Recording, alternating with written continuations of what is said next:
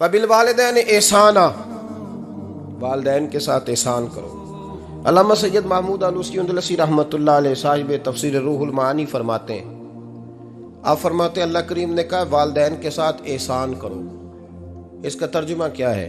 आप फरमाते हैं इसका मतलब ये है कि जितनी कोई बंदा नेकी करे, अगर उसके मुताबिक नेकी कर दी जाए तो वो बदला होती है, और अगर थोड़ी बढ़ा के की जाए तो वो एहसान होती है।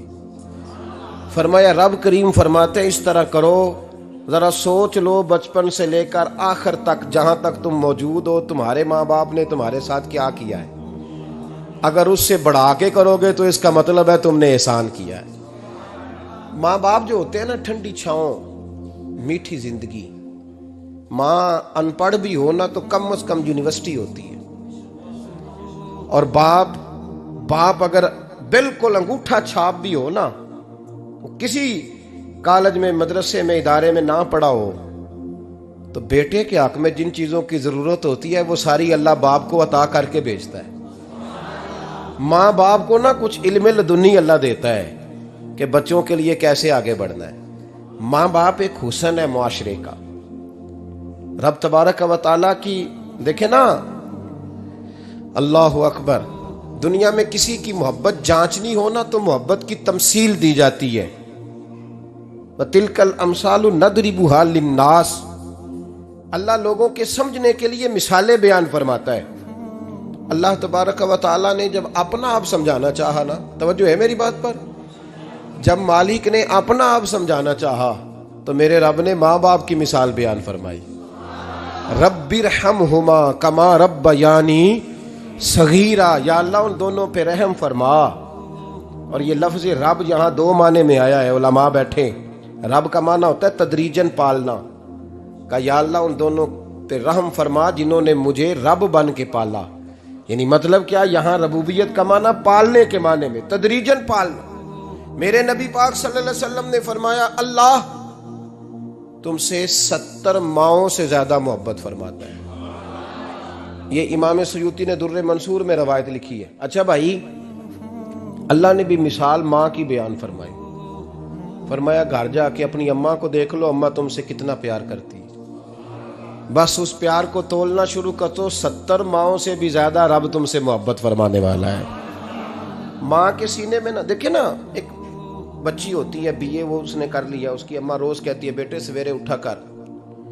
सास के पास जाएगी तो वो कहेगी कि इसकी अम्मा ने सवेरे उठना सिखाया ही नहीं, और बेटी कहती है अम्मा जी दो जावांगी वेखी जाएगी। अच्छा, उसकी शादी हो गई, उसकी सास ने आहिस्ता आहिस्ता शिकवे शुरू कर दिए, खामन से कहने लगी तू इसको उठाता ही नहीं सवेरे। वो भी कहता है कमरे में जाके अम्मा शिकवा करती है तो उठती नहीं। और बच्ची लाडली थी, वो नहीं थी उठती टाइम पे।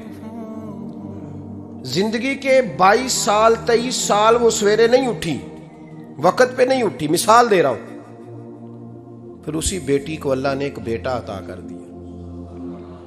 सुबह 100 आवाज उसकी अम्मा देती थी पर उसकी आंख नहीं खुलती थी, लेकिन उसी बेटी का बेटा सहरी के वक़्त हल्का सा रोता है। सारी दुनिया सोई है पर अम्मा उसकी फटाफट जागती है, फटाफट जागती है। एक आदमी था तो उसकी बीवी इंतकाल कर गई और उसने तलाक दे दी। 10-11 साल का उसका बेटा था, उसने दूसरी शादी कर ली।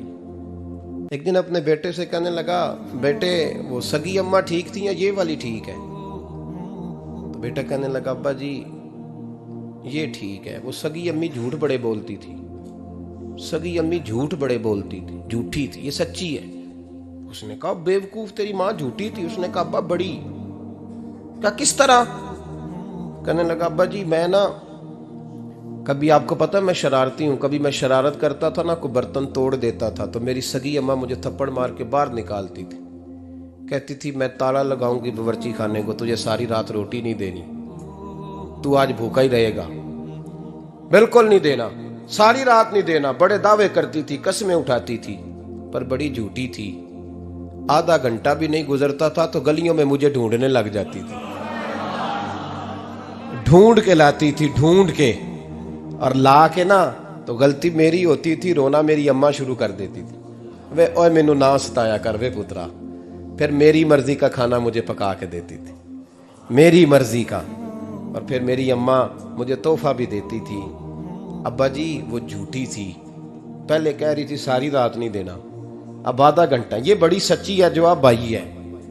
मैं शरारत करता हूं तो थप्पड़ मार के निकाल देती है, कहती है रोटी नहीं देनी। फिर मैं सारी रात रो के गुजारता हूं पर नहीं देती। ये सच्ची है, वो झूठी थी। तू माँ के दर्द को क्या समझे। बच्चे तो कहते हैं अम्मा ने हमें कैद कर दिया, अम्मा कहती है मेरी मर्जी से खाओ। और तुझे नहीं पता उसने कैद नहीं किया, वो तुमसे प्यार बड़ा सच्चा करती, और बड़ा सच्चा प्यार करती है तेरे साथ, बड़ा सच्चा। बेटा बर्गर खा के आ जाता है, अम्मा कहती है रोटी खा ले, कहता नहीं आपने बैंगन पकाए हुए हैं मैंने नहीं खाने। तो अम्मा मिन्नतें करती है, कहती है चल तू दस की खाना है, तेनू सेवियां ना बना दिया, फटाफट दाल पक जाएगी, क्या खाएगा। अब्बा जी मेरी तरह करीब से कहते हैं छड़ पर भूख लगेगी तो आप ही खा लेगा। लेकिन अम्मा कहती है इसने रोटी ना खाई तो मुझे नींद नहीं आएगी। तो इस दर्द को समझना। मैं गुलाम हूं एक आस्ताने का, और मैं समझता हूं जो किसी का मुरीद ही नहीं, उस पर तो साया ही नहीं, उसे चाहिए किसी बुजुर्ग का साया हासिल करे। लेकिन भाई ये बात भी बड़ी सच्ची है कि मेरे जैसे पीर के हाथ में 5,000 रुपया नजराना दो ना, पीर साहब दुआ करना, तो पीर साहब ने दुआ पक्की याद की हुई है सबके लिए, रटी रटाई, अल्लाह खैर करे अल्लाह भला करे, और सबके लिए रट्टा लगाया हुआ है। और अम्मा को बेटा वैसे ही कह जाए, वैसे ही अम्मा मैं इंटरव्यू देने जा रहा हूं, जरा दुआ करना, वो बीबियां मंगा के दुआए तंजीना पढ़ाना शुरू कर देती है, और सारी सारी रात मुसल्ले पे बैठी। इस दर्द को समझना। वो भाई बड़ा वेल ड्रेस बेटा होता है, वेल ड्रेस नौजवान, वो 18,000 का जोड़ा पहनता है, 7,000 का जूता खरीदता है, वो कीमती किस्म की घड़ी इस्तेमाल करता है। लेकिन उसी बच्चे के जब अपने बच्चे होते हैं ना, तो बीबी को कहता है ये ले 10,000 रुपया, बच्चों के कपड़े खरीद ले, मेरे सही है अभी कल ही तो खरीदे थे। और बाप, और तू समझा ही नहीं यार, 30 साल बाप ने जवानी सारी सऊदी अरब को दे दी, लेकिन तेरा ख्याल रखा। मैं ऐसे लोगों को जानता हूं जिन्होंने 30-30 साल परदेश में कंबल नहीं बदला, वो जहां गए थे तो एक कंबल खरीदा था फिर बदला नहीं। तू माँ बाप के बारे में, और यहां बच्चे हिसाब करते फिरते हैं, भाई तो पिछले महीने भी 5,000 दिता सी, तुसी पैसे दा कर दे की हो, माँ बाप से हिसाब करता है तू। तिरमिजी शरीफ के लफ्ज है, एक सहाबी ने आके अर्ज की या रसूल अल्लाह पैसे विरासत के नहीं, मेरे अब्बा जी ने नहीं दिए मुझे, और मैंने खुद मेहनत करके कमाए, अब मेरा अब्बा मुझसे पैसे मांगता है तो क्या करूं, और मेरे हैं, मैंने कमाए हैं, अब्बा जी ने नहीं दिए, विरासत नहीं, सानी मिला। हुजूर मेरा अब्बा मांगता है तो मेरे लिए हुक्म क्या है। तो नबी पाक ने फरमाया क्या कहा तुमने, पैसे तेरे हैं? कहा हुजूर हाँ। तो फरमाया अब्बा किसका है? कहा या रसूलल्लाह मेरा। तो फरमाया अगर तू अपने वालिद का है तो तेरी हर शय तेरे वालिद की है, तू भी तेरे वालिद का है तो तेरा माल भी तेरे। माँ और बाप ये तो हुस्न है जिंदगी का, ये तो वकार है इंसान का। जब तक माँ बाप का हाथ पकड़ के चलोगे ना, रास्ते सीधे रहेंगे, और जिस दिन उंगली छोड़ के सड़क पे निकलना पड़ा ना, सर चकराने लगेगा। याद रखना ये बड़ा मुश्किल काम होता है। लोगों का तो रुख ही उस दिन वादे होता है जिस दिन आदमी साये से महरूम होता है। अम्मा तो कमरे में पड़ी हो ना, औरंगजेब आलमगीर की मां फौत हो गई, 350 कमरा था महल का, और अम्मा 12 साल टांगों से माजूर रही औरंगजेब आलमगीर की। अम्मा 12 साल कमरे से निकल नहीं सकी, साथ ही वाशरूम था या जो भी उस दौर में तरीका था। औरंगजेब जब महल में आते थे तो फिर भी सीधे अम्मा के पास जाते थे, और जब वापस निकलते थे फिर भी अम्मा के साथ। औरंगजेब की मां का जनाजा उठा तो औरंगजेब ने रोना शुरू किया। फिर सालों बीत गए पर उसके आंसू खुश्क नहीं होते थे। एक शख्स ने कहा तेरी कोई अनोखी मर गई है, सारी दुनिया की मरती हैं। उसने कहा मैं बादशाह हूं, 24 घंटे लोगों का आना जाना है, बड़े दबदबे हैं, बड़े डेरेदारियां हैं, बड़ी भैंसें, बड़ी गायें, बड़े खाने वाले, बड़े लांगरी। मेरी माँ बूढ़ी थी, एक कोने में पड़ी रहती थी, पर जब से वो गई है ये मुझे महल नहीं लगता, मुझे कब्रिस्तान लगता है। मुझे लगता है ये कब्रिस्तान है। माँ और बाप तो तेरी नेमत है भाई। हम बच्चे, हमारे आजकल के बच्चों ने एक मसला बड़ा पक्का याद कर लिया। कहते मौलाना पीर साहब पसंद की शादी करना जायज नहीं। मैं कहता हूं साहब और भी बड़ी चीजें जायज है, सिर्फ एक ही शय जायज रह गई है। रसूल पाक सल्लल्लाहु अलैहि वसल्लम सिवाय अल्लाह के किसी के पाबंद नहीं, किसी के पाबंद नहीं। पर जनाब सैयदा खदीजतुल कुबरा रदी अल्लाह तआला अन्हा ने पैगामे निकाह दिया, या रसूलल्लाह मैं शादी करना चाहती हूँ, हुजूर किसी के पाबंद नहीं। पर मेरे महबूब ने फरमाया मेरा चचा मेरे वालिद की जगह है, मैं अपने चाचा से पूछ के तुम्हें जवाब दूंगा। यह है पसंद की शादी जो मेरे नबी ने बयान फरमाई है। तू सारा कुछ क्रॉस कर करके गुजर जाता है। यहां तो हाल यह है कि पालने वाला कोई और साये में बैठने वाला, बाग तेरे दी कर कर राखी मैं सारी उम्र गुजारी, तो जदों ये फल पकन ते आया ते लै गए होर व्यापारी। और बेटा गुजरता है अम्मा के दरवाजे के आगे से, अम्मा के दरवाजे के आगे बेटा अमरूद लेके आया है 6 किलो। तवज्जो है मेरी बात पर? इधर देखें जी, छोड़ें थोड़ी देर हमारी सुने। वो अमरूद लेके आया 5-6 किलो, तो अम्मा के दरवाजे के करीब से गुजर गया रात को। तो कमाई खाने का टाइम आया ना, तो गुजर गया। तो वो वजीर आजम से डरता है ना, तो जाके बीबी से कहता है बीबी के हकूक देना भी रसूलुल्लाह की सुन्नत है। लेकिन ये क्या बात हुई, तूने बीवी और मां का मुकाबला शुरू करा दिया? समझ तो सही, ये तेरे लिए काबे की जगह है और तू बीवी के लिए काबे की जगह है। उसे भी समझना चाहिए, गौर करना चाहिए। 5 किलो अमरूद लेके तो मां के कमरे के करीब से गुजर गया है। बीबी को जाके कहता है चल आधा किलो अम्मा को भी दे या, उसके कौन से दांत हैं। तो प्लेट में डाल के वो लाई है। तू समझा ही नहीं, तूने गौर ही नहीं किया। बंदा तो वो ठीक नहीं था, नेपोलियन। पर किसी ने उससे पूछा था बता जिंदगी में पैसे लेने का मजा कब आया? उसने कहा कि मुझे मजा तब आता था कि मैं अपनी सारी कमाई ला के अपनी अम्मा के हाथ पे रखता था, और फिर जब मैं अपनी माँ से थोड़ा थोड़ा खर्चा लेता था ना, थोड़ा थोड़ा, तवज्जो है मेरी बात पे? अम्मा जी 10 रुपए दे आज। कहते जब मैं थोड़ा थोड़ा खर्चा लेता था ना, तो मुझे यूं लगता था जैसे मैं बादशाह वक्त के सामने खड़ा हूं और वो खजाने का मुंह खोल खोल के मुझे देता जा रहा है। तो इस जायके को समझ तो सही भाई, तो इसको समझ तो सही भाई। याद रखें और गौर करें, माँ और बाप। अभी ये भी सुन लें, नबी पाक सल्लल्लाहु ताला अलैहि वसल्लम ने माँ बाप के लिए फरमाया हुमा जन्नतुका व नारुक, यही तेरी जन्नत है और यही तेरे लिए जहन्नम है। अगर ये राजी हो गए तो तेरे लिए जन्नत है, नाराज हो गए तो चाहे तू 100 पीर के मज़ार पे हाजिरी दे आ, लेकिन जब तक अब्बा राजी नहीं उतनी देर तक अल्लाह राजी। ये हदीस पाक है, हुजूर ने फरमाया जिसके वालिद राजी उसका अल्लाह राजी, और जिसका बाप नाराज उसका अल्लाह। हाँ बेशक, अब ये हदीस है ना, तो सारे वली एक तरफ बैठ जाएं, कहें या अल्लाह बख्श दे मुरीद को, लेकिन अगर अब्बा कहे या अल्लाह ना माफ करना, तो अल्लाह उन औलिया की नहीं मानता, वालिद की मानता है। इसलिए बुल्ले शाह आसमानी उड्डियां पढ़ना है, जेड़ा घर बैठा उन्होंने पढ़िया ही नहीं।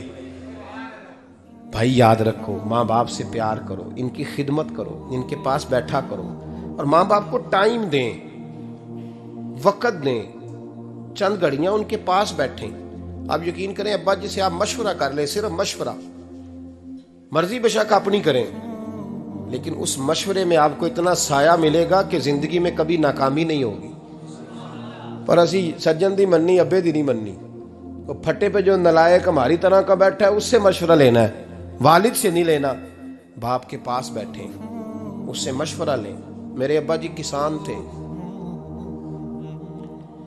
मैंने अपनी जिंदगी में ढेरों चीजें अपने बाप से सीखी हैं, दर्जनों चीजें सीखी हैं।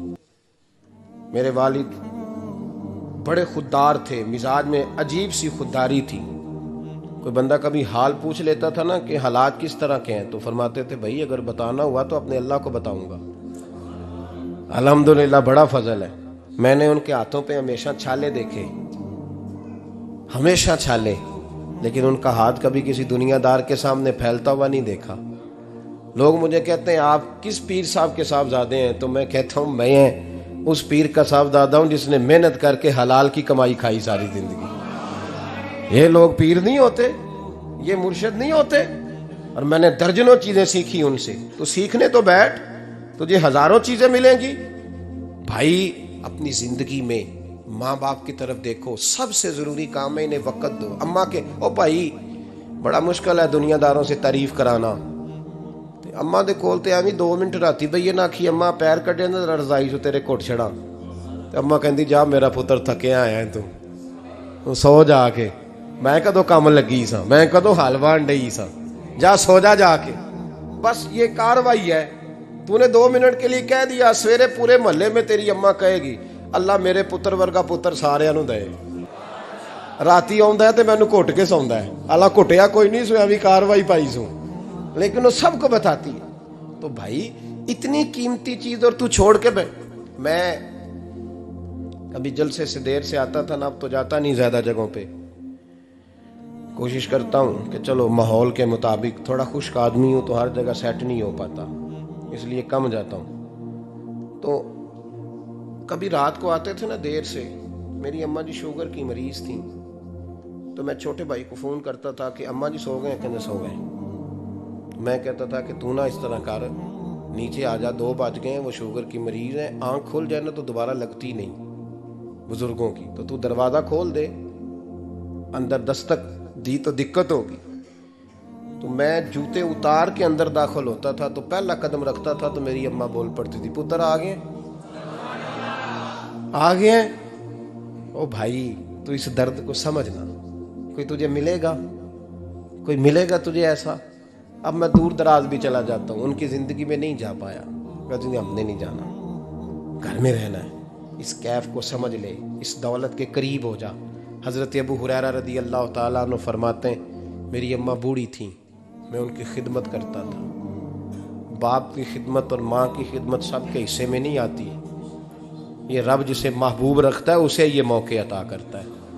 खुश नसीब है जिसे बूढ़ा बाप मिले और वो नौकरी करे, खुश किस्मत है जिसको बीमार माँ मिले और वो नौकरी करे। हजरत अबू हुरैरा फरमाते मेरी अम्मा बूढ़ी थी, तो उनका मैदा कमजोर हो गया था, तो मैं उठा के पखाना पेशाब करता था तो कई दफा मेरे ऊपर कर देती थी। ये हजरत इब्न जौजी अलैहिर्रहमा ने इसको लिखा है। फरमाते हैं मेरे दिल में ख्याल आता था कि मैं बड़ा खिदमत गुजार हूँ अपनी माँ का। एक दिन मैं हजरत उमर के पास बैठा था उनके दौरे खिलाफत में, तो एक शख्स आ गया। उस शख्स ने आकर के कहा कि हजरत उमर से हुजूर एक मसला पूछना है। फरमाया पूछो।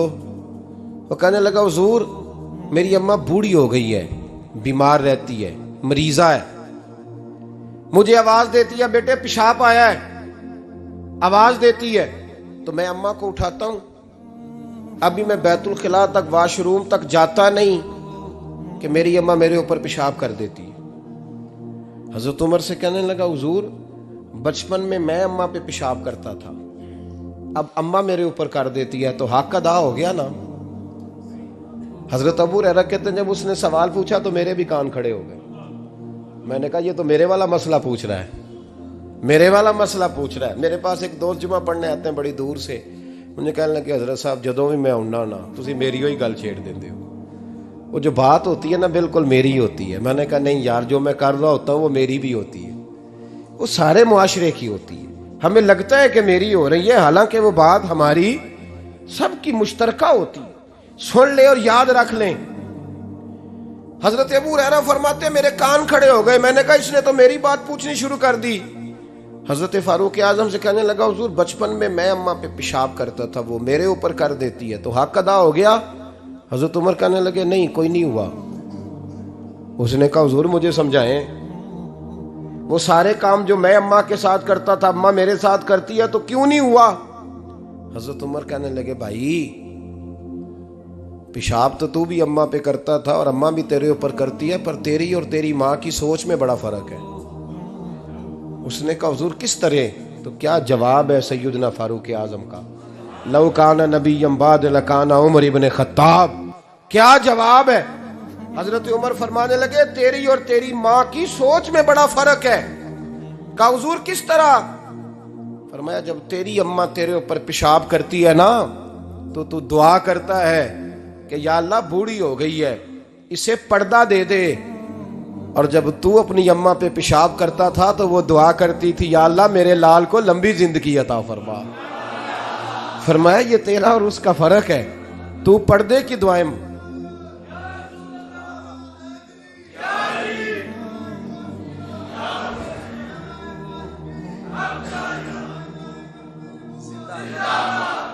सुने अजीजों, कहा जब तेरी और तेरी मां की सोच में, और नबी पाक सल्लल्लाहु अलैहि वसल्लम ने फरमाया है जितने भी गुनाह इंसान करता है ना, अल्लाह करीम सजा को रोक देता है, कयामत में सजा देगा। और जो माँ बाप का नाफरमान है ना, उसको दुनिया में भी सजा मिले। जो माँ बाप का नाफरमान है उसे दुनिया में भी, आप यकीन करें, बच्चे थोड़ा सा पड़ जाते हैं बेचारे, तो माँ बाप से कहते हैं अब्बा जी तुसी पुराने दौर दे हो, तुहानू की पता होवे। और तुझे पता ही नहीं भाई, तुझे खबर ही नहीं, ये पुराने दौर के नहीं, तू बेवकूफ़ों के दौर का है। तू समझ ये कोई तालीम है। अकबर अलाहाबादी ने कहा था हम ऐसी लाखों किताबें काबिले ज़ब्ती समझते हैं, जब्त करने को दिल करता है। हम ऐसी लाखों किताबें काबिले ज़ब्ती समझते हैं जिनको पढ़ के बेटे बाप को खबती समझते हैं। बात करने वाली माँ और बाप इतना बड़ा दर्जा है। और भाई सुन लो और इस बात को याद रखना, दुनिया में सियाबी होने से बड़ी विलायत कोई नहीं। सारे वली गौस कुतुब अब्दाल मिलके भी सियाबी के कदमों की खाक तक को नहीं पहुंच सकते। लेकिन हजरत अवैसे करनी सियाबी नहीं बन सके, सिर्फ अपनी अम्मा की वजह से पीछे रहे। महबूब ने फरमाया तू वहां रह के माँ की नौकरी कर, तेरा नबी तुझसे राजी है। इतना बड़ा काम उन्होंने छोड़ दिया, हुजूर की जाहिरी ज़ियारत नहीं कर पाए। और तू कहता है मैं फलाने पीर साहब के आस्थाने पे होता हूं, अम्मा बड़े भाई के पास होती है, मैं जाता हूं तंजीमों के साथ, जमातों के साथ, और अम्मा फलाने के साथ। ये कैसी बात हुई? ये किस तरह का मसला हुआ? जो तेरी ड्यूटी है उस ड्यूटी को पहले अदा कर, नौकरी को पहले कर, फराइज का अदायगी पहले कर। तू फर्ज छोड़ के नफल के पीछे जा रहा है, इस काम को पहले सर अंजाम दे। मेरे नबी पाक सल्लल्लाहु अलैहि वसल्लम ने फरमाया वालिदैन के नाफरमान को दुनिया में सजा मिलती।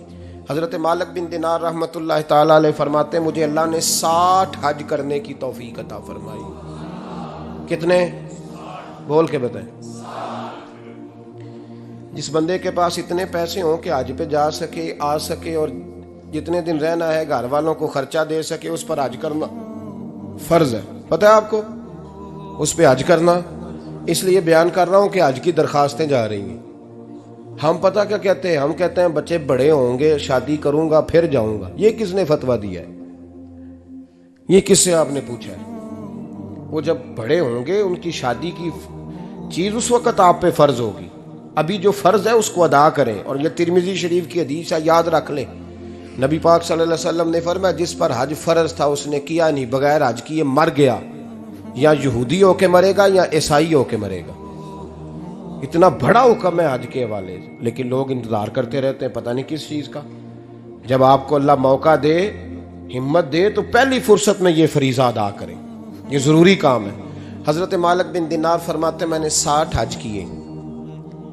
एक हज के मौके पर मैंने बड़ा रश देखा, लाखों का इज्तिमा हुआ। मेरी बातों की समझ तो आ रही है ना आप दोस्तों? जो नहीं बोल रहे उन्हें भी आ रही है ना? अल्लाह जज़ा दे।